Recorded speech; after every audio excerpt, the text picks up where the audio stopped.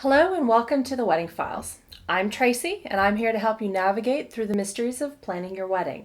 So in today's episode, we're going to get a little creative, set the foundation for you to be organized, and put together the Wedding Bible.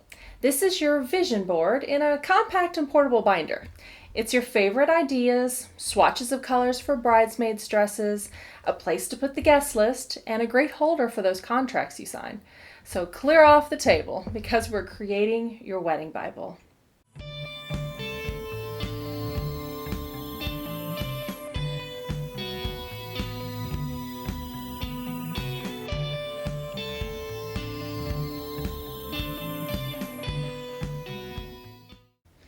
As you start your planning and finding things that you love, you need some place to put them.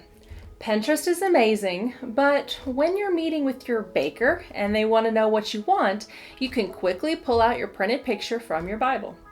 Most creative people are visual, so giving them something to look at will help your vision get across much better than trying to describe it. During this beginning phase, you'll start collecting a ton of business cards. When you go to the bridal showers or happen to meet someone in the industry, they'll give you a business card. Putting them in the Bible helps you have a place for them so they aren't traveling around in your purse. But one of the best things about creating the Bible is that you can take it with you to all your meetings and quickly refer to it if there are any questions on your contracts or proposals. When you start meeting vendors, and all-inclusive venues in particular, most of them will give you informational folders. This will have things like price lists, venue policies, information on their inclusive vendors, and other information they want you to have. Instead of trying to keep up with several folders, with things falling out, transfer everything to your Bible. A wedding Bible is completely optional. You don't have to do it if you don't want to, but it comes in handy more times than you can count. And when you start off organized, it helps build that habit of being organized through your entire planning process. So we're going to put together the starter Bible. You may not need everything we'll talk about, or you may need more. This is just to set the foundation and to explain why certain items can help. So let's start with everything you're going to need. A cool, bright binder you can see from space. A 3-hole punch. 3-hole paper, loose or bound, pens in black, blue, and any other color with at least one ballpoint pen, highlighters in at least 2 different colors, a couple of pencils with erasers, Post-it notes in flags, regular size, and large lined, a binder pouch, sheet protectors, business card holders, write-on dividers with pockets, and a calculator.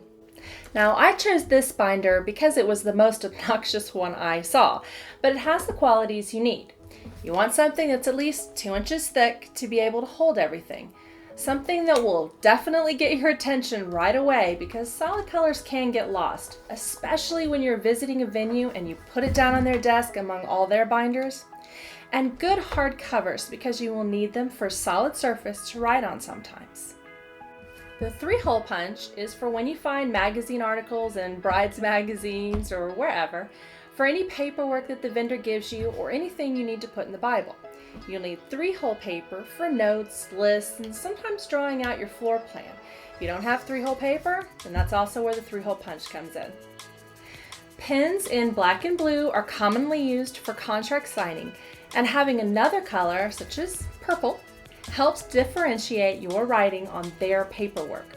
When you need to write on something glossy, like a folder or a brochure or that glossy business card, using a ballpoint pen will work better because gel ink smears.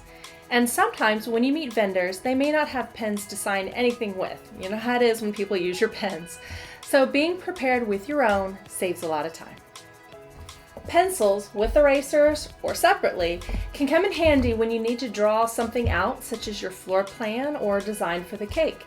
And highlighters in a lighter color, like orange or yellow, help with highlighting those people that RSVP'd on your guest list to drawing attention to the corkage and cake cutting charges that are in fine print on your venue pricing. Post-it notes are the best invention. Flags come in handy when you need to tag a page that you have a question on or you're in the process of working on. Regular size notepads are great for writing out specific questions instead of writing on their proposal or trying to find it in a list of questions.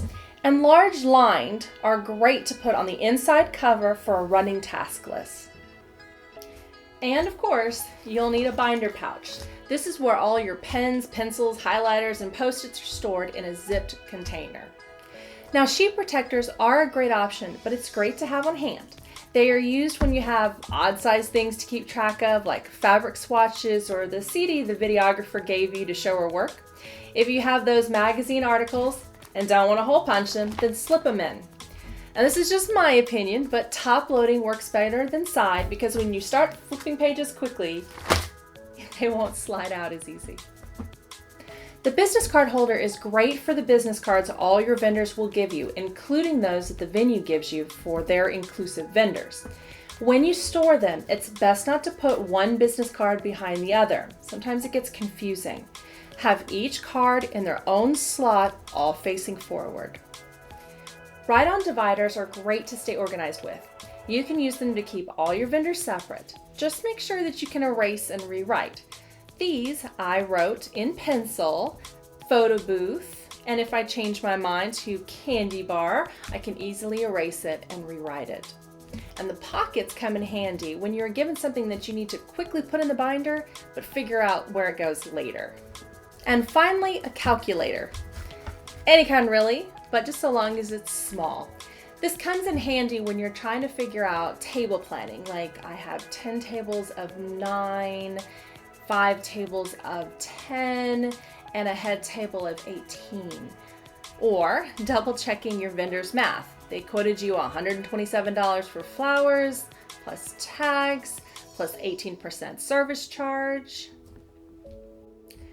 After all of this, you can add anything else you want, such as a calendar or full checklist, samples of your invitations, and a running thank you list to keep track of the gifts you've already received and who you need to send thank yous to. Your Bible can also relieve some stress between you and your partner during this planning stage. In the beginning, you will pick up any wedding magazine you see from the checkout lane at the grocery store. You will start bringing home all kinds of clippings and articles you printed and pictures your great aunt sent you. The dining table will start to overflow with wedding porn you can't get enough of. It is an overload.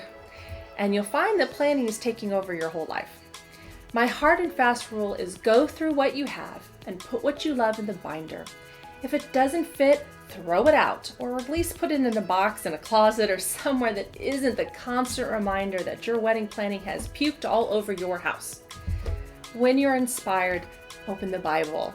When you need to work on the planning, open your Bible. But the most important thing is that you close it when you are done. Be with your partner and try not to only talk about wedding stuff all the time. When the Bible is shut, talk about something else. My good friend tells me when she needs to plan, she solemnly swears she's up to no good. And when she's done, mischief managed.